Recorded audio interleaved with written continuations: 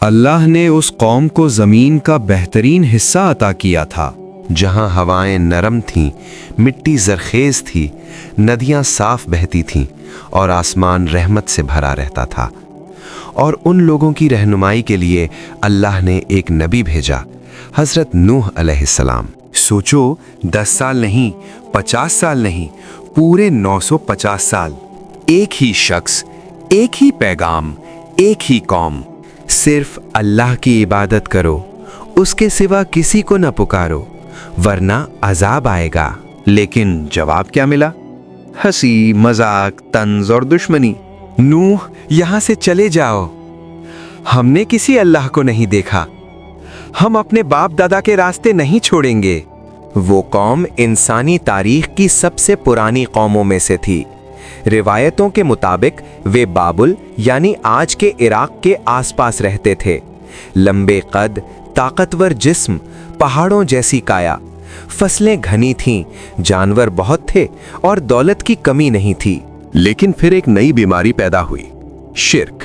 شروعات معصوم تھی، کچھ نیک لوگوں کی یاد میں تصویریں بنائی گئیں، کہا گیا صرف یاد کے لیے۔ پھر یاد سے عزت، عزت سے جھکنا، اور جھکنے سے سجدہ، اور سجدے سے شرک۔ اے ہمارے معبود، ہماری مشکل آسان کر دے، ہمیں سکون دے، ہمیں کامیابی دے۔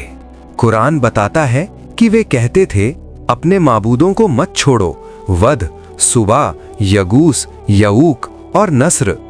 پتھر کے بت تھے مگر دل ان سے بھی زیادہ سخت۔ اسی قوم میں ایک قصہ مشہور تھا، اوج بن عنق کا، بے حد لمبے قد کا، طاقتور، گھمنڈ کی مثال۔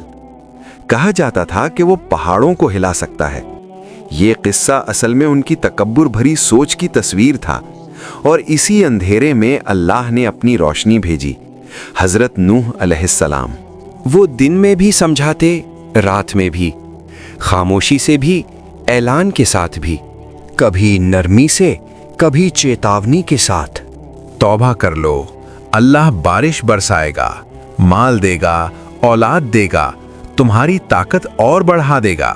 کچھ دل پگھلتے، لیکن سردار آگے آ کر کہتے، چھوڑو اسے، یہ تو غریب آدمی ہے، اگر اللہ پیغام بھیجتا تو کسی امیر کو بھیجتا۔ آخر وہ وقت آ گیا جب نبی کو یقین ہو گیا اب یہ قوم نہیں بدلے گی۔ تب حضرت نوح علیہ السلام نے وہ دعا کی جو آج بھی انسان کو ہلا دیتی ہے، اے میرے رب، زمین پر کسی کافر کو زندہ مت چھوڑ، یہ تیرے بندوں کو گمراہ کریں گے اور صرف فاجر اولاد پیدا کریں گے۔ اور پھر حکم آیا، ہماری نگرانی میں کشتی بناؤ اور ظالموں کے بارے میں مجھ سے بات مت کرنا۔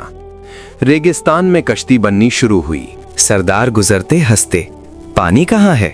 دیوانے ہو گئے ہو کیا؟ لیکن نوح علیہ السلام ہتھوڑا چلاتے رہے، کیونکہ انہیں پتا تھا اب ہنسی کا وقت ختم ہونے والا ہے۔ اس کے آگے کا واقعہ دیکھنا ہے، کامنٹ میں ضرور بتائیں۔